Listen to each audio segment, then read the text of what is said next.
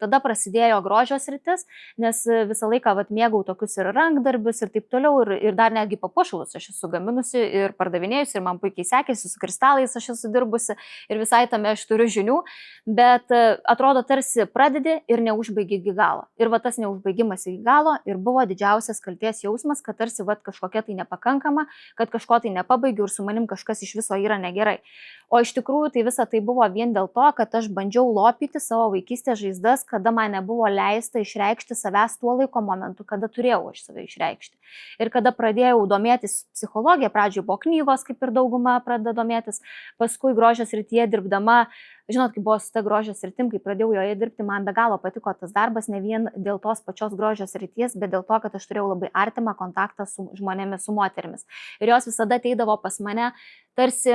kaip į psichologo konsultaciją, kaip ir dauguma grožio meistrų irgi tą patį pasakys, bet ne visi prisiartina žmonės.